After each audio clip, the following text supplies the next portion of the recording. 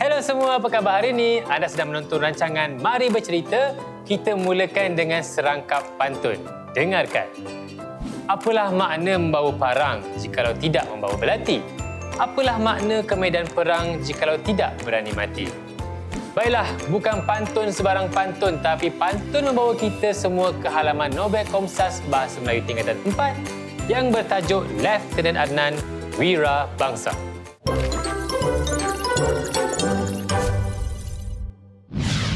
Hari ini kita akan bercerita tentang sebuah novel yang bukan calang-calang penulisannya, tapi novel yang digarap dengan penuh teliti.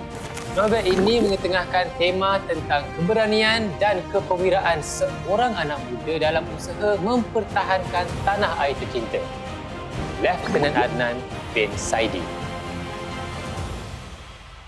Novel ini mengisahkan tentang impian seorang anak muda semenjak beliau masih kecil lagi, iaitu Adnan yang ingin menjadi seorang askar. Sebagai contoh, ketika Mamat berbual dengan Adnan, Mamat kagum kerana Adnan belajar di sekolah Inggeris. Halaman 59. Adnan, bila besar nanti kau nak jadi apa? Tanya Mamat pula sambil mengunyah ubi rebus kesukaannya. Aku mau jadi askar, jawab Adnan. Askar? Adnan mengangguk penuh semangat. Kenapa nak jadi askar? Aku nak jaga negeri ni. Kalau ada musuh yang datang, aku tembak. Itu kata Adnan dulu. Beliau dibesarkan oleh kedua ibu bapanya dengan penuh kasih sayang dan mendapat didikan terbaik bersama dua orang adiknya iaitu Ahmad dan Amarullah. Selain itu, semenjak kecil, Adnan digambarkan sebagai anak yang ringan tulang dan sentiasa membantu ayahnya, Pak Saidi, menuri getah dan bersawah. Pak Saidi sebenarnya seorang bapa yang berpandangan jauh yang ingin memberikan pendidikan terbaik kepada anaknya, Adnan. Pada pendapat Pak Saidi, kalau dahulu pahlawan Melayu menentang Inggeris dengan kekerasan atau menggunakan senjata, sekarang mereka perlu menentang Inggeris menggunakan politik. Oleh itu, anak-anaknya mesti diberi ilmu pengetahuan setanding dengan orang Inggeris. Bagi memastikan anak-anaknya tetap menjadi Muslim yang sejati, Pak Saidi mengajar anak-anaknya mengaji pada waktu malam. Dia mahu anak-anaknya dapat ilmu dunia dan akhirat. Pak Saidi juga sering memberi nasihat dan kata perangsang kepada anak-anaknya supaya semangat mereka tidak luntur. Setelah beberapa tahun berlalu, Adnan telah berjaya menamatkan persekolahannya. Ketika itu, adik-adiknya Ahmad dan Amarullah masih meneruskan persekolahan di sekolah Inggeris. Pada masa itu, masyarakat kampung telah mula menerima baik anak-anak mereka bersekolah di sekolah Inggeris tanpa prejudis lagi. Sebaik sahaja tamat sekolah, Adnan menerima surat yang menyatakan dirinya terpilih untuk menjadi guru pelatih Sekolah Melayu Sungai Ramal. Pak Saidi tersenyum gembira.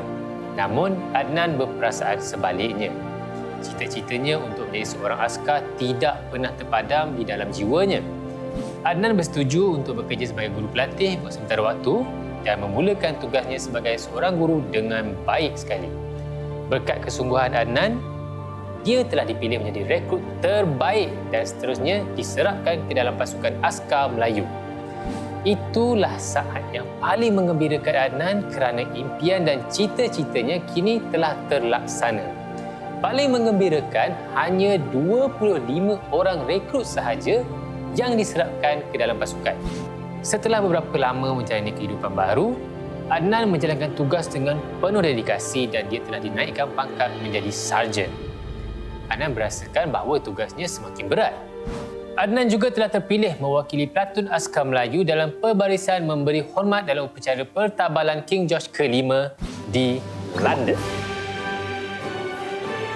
Selepas pulang daripada London, Adnan dinaikkan pangkat menjadi lieutenant. Adnan juga telah dijodohkan oleh ibu bapanya dengan Sofia. Tentera Jepun telah menyerang pihak British bertubi-tubi yang ketika itu berkuasa di Tanah Melayu dan menyebabkan British tidak mampu bertahan lagi di utara Tanah Melayu. Sekarang kita akan menghampiri kemuncak dalam cerita ini.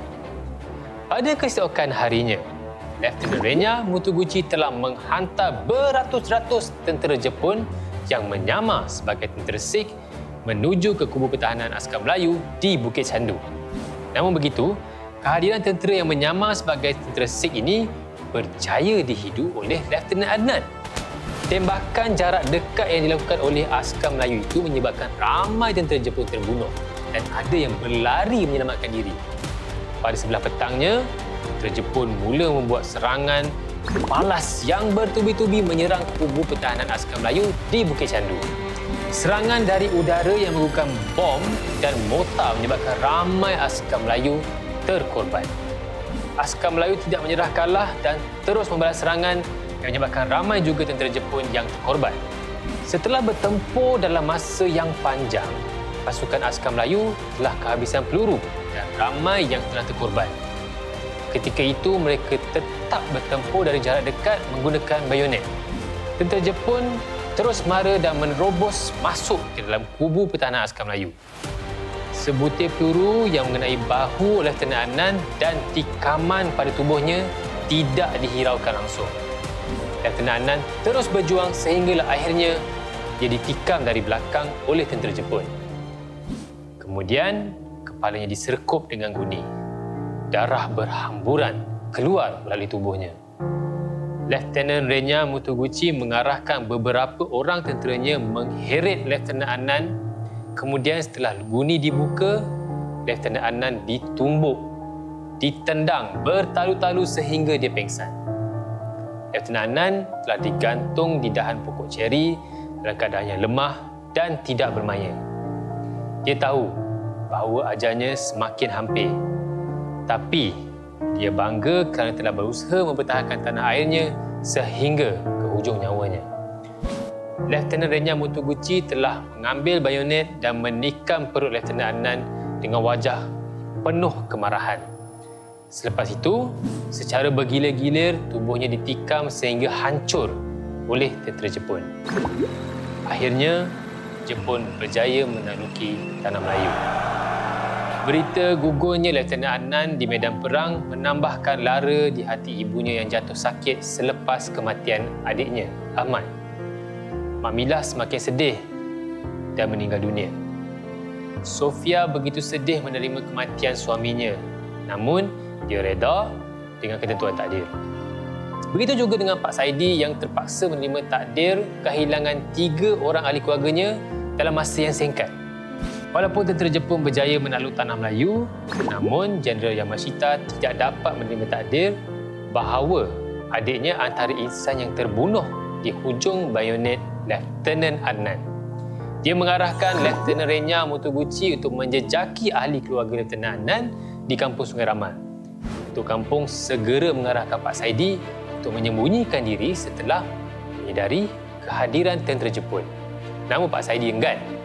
Dia ingin berhadapan dengan mereka, tentera Jepun itu tadi, seperti mana anak-anaknya berjuang untuk tanah air. Namun, satu das tembakan yang dilepaskan akhirnya menyebabkan tubuh Pak Saidi terpelanting dan terbunuh. Dengan hanya bersenjatakan keris pusaka saja, Pak Saidi berjaya membunuh 5 orang askar Jepun dan mencederakan 15 orang daripada mereka. Kekuasaan Jepun di tanah Melayu tidak lama apabila Jepun dikejutkan dengan pengeboman yang dilakukan oleh Amerika Syarikat. Mereka telah menggunakan bom atom di Hiroshima dan Nagasaki. Jepun akhirnya menyerah kalah dan tanah Melayu diperintah semula oleh British. Sofia kembali bekerja sebagai seorang guru di sekolah di Sungai Ramal. Itulah dia kisah pejuang generasi dahulu ke atas penjajah. Dalam kisah novel ni, bukan sahaja Lieutenant Adnan yang dilihat berjuang untuk mempertahankan negara. Malah, ahli keluarganya dan askar-askar tanah Melayu lain juga turut berjuang hingga ke titisan darah terakhir untuk mempertahankan maruah negara. Baiklah, jangan ke mana-mana. Kita akan kembali semula selepas ni dengan kupasan cerita yang lebih menarik lagi.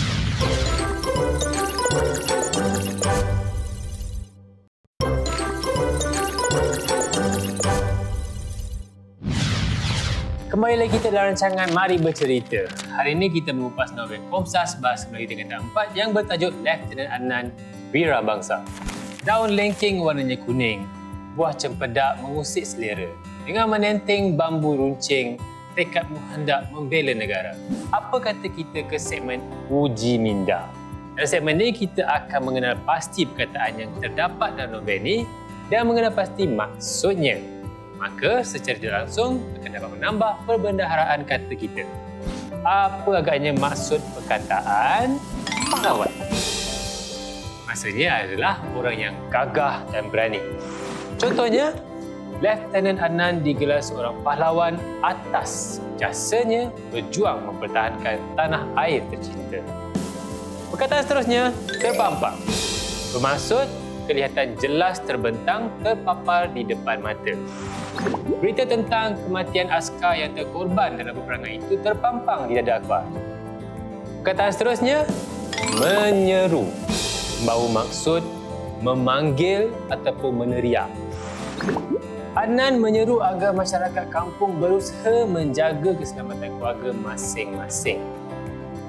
Perkataan yang seterusnya, menatang. Mereka menatang minyak yang penuh. Membawa maksud membawa sesuatu di atas tapak tangan. Contohnya, Mamilah sedang menatang air untuk diberikan kepada suaminya.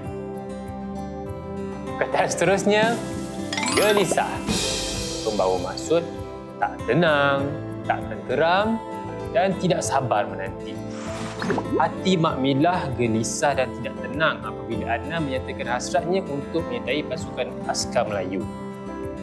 Katanya seterusnya, pengkhianat. Membawa maksud orang yang berbuat khianat, orang yang belot, orang yang tidak setia kepada negara.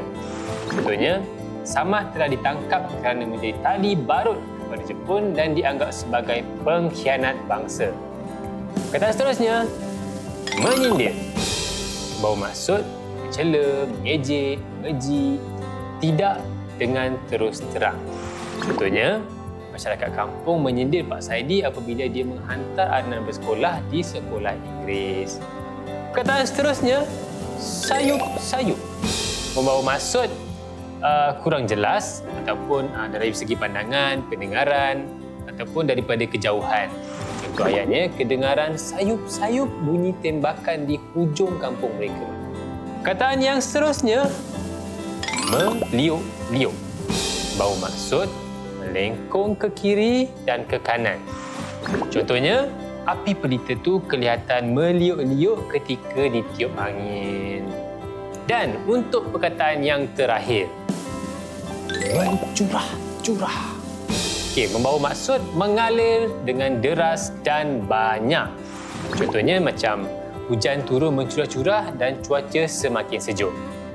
Baiklah, itu sajalah perkataan yang harus kita kaji dalam segmen ni. Selepas ni, kita nak kaji pula tentang watak dan perwatakan dalam novel Lieutenant Adnan.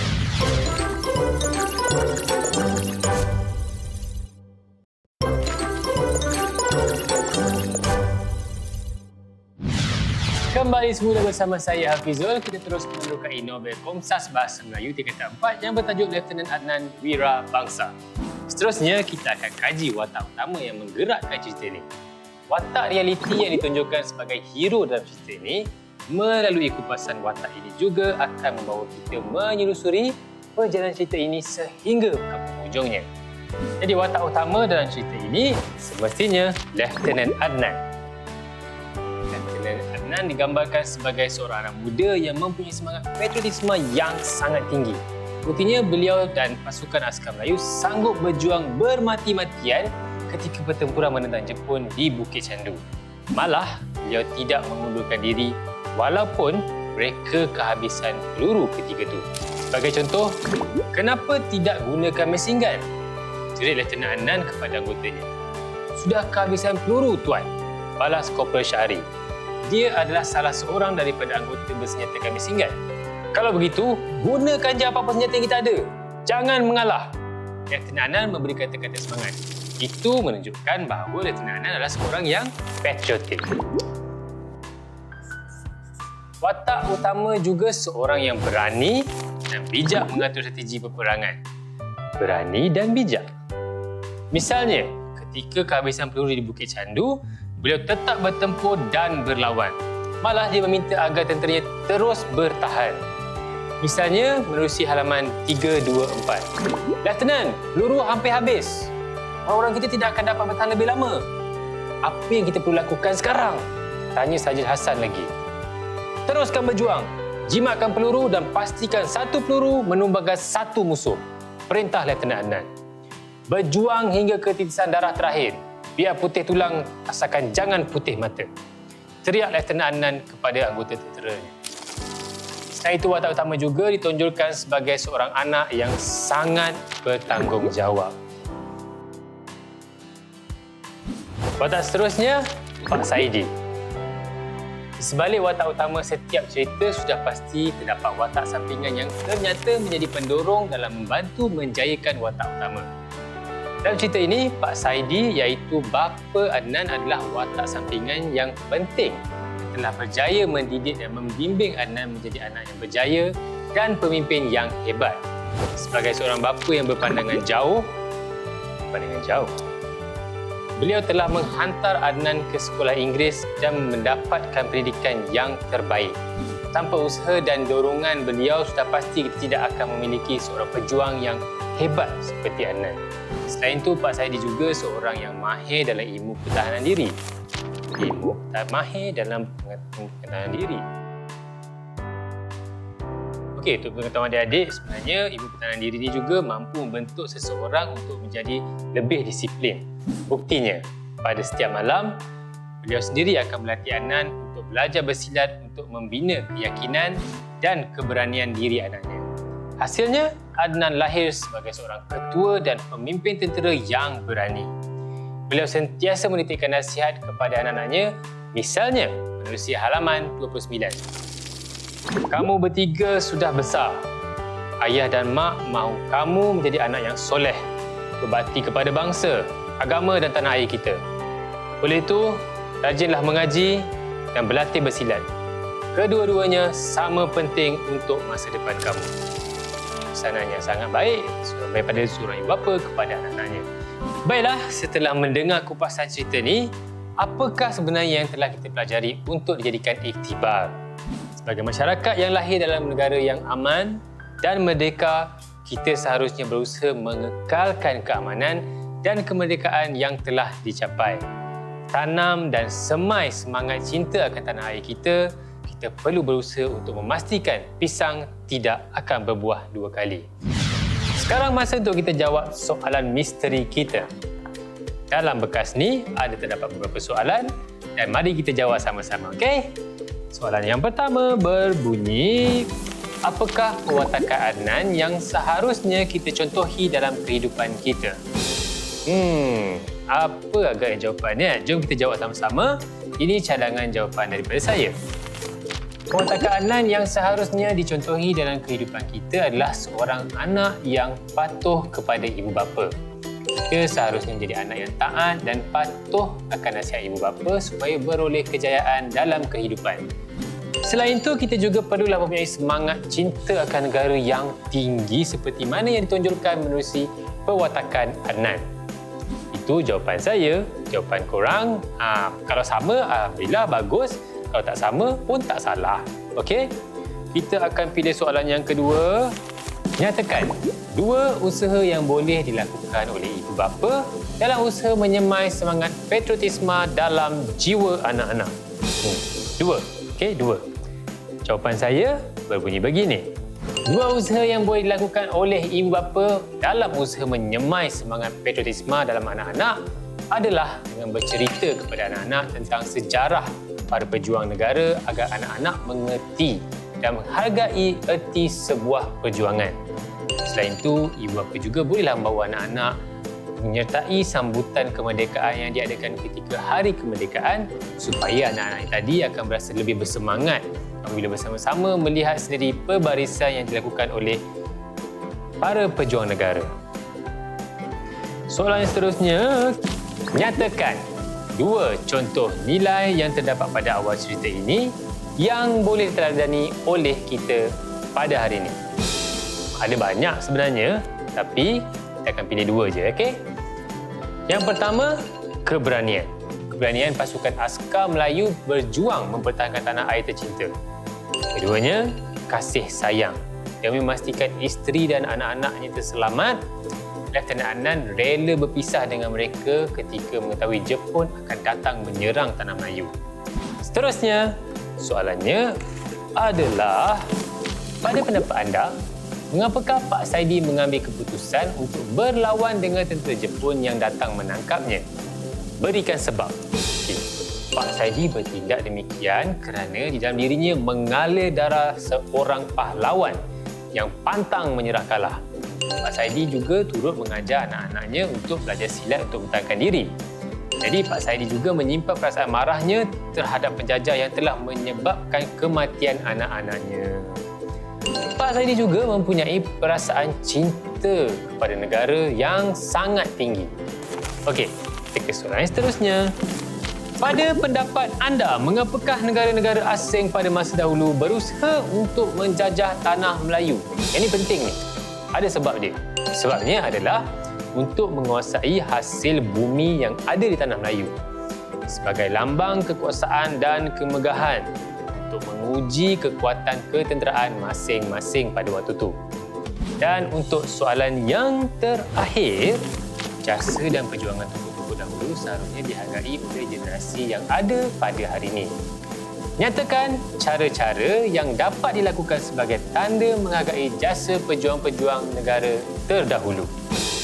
Okey, cadangan jawapan saya adalah membina tugu peringatan, menyediakan muzium khas yang memaparkan sejarah perjuangan mereka. Wajah mereka diabadikan dan dipaparkan kepada umum supaya generasi baru dapat mengenal siapakah perwira-perwira ini tadi. Diberikan bantuan keuangan kepada mereka yang masih ada. Baiklah, itu sahaja soalan-soalan yang terdapat untuk segmen kali ini. Saya harap anda semua lebih faham akan novel ini, dan sekiranya anda masih ada sedikit sangsi dan kurang faham dalam novel ini, terdapat juga satu filem yang untuk anda tonton ni untuk lebih memahami novel ini. Nampaknya kita telah pun sampai ke penghujung rancangan. Saya berharap agar kupasan tentang novel ini sedikit sebanyak dapat membantu anda semua memahami cerita ini. Semangat cinta akan negara yang ditonjolkan dalam persoalan cerita ini seharusnya diterapkan dalam jiwa masyarakat, terutamanya di kalangan generasi muda yang bakal menerjui negara. Bak kata orang dulu, pemuda harapan bangsa, pemudi tiang negara. Okey, jangan lupa untuk terus membaca. Sehingga berjumpa lagi. Bye-bye.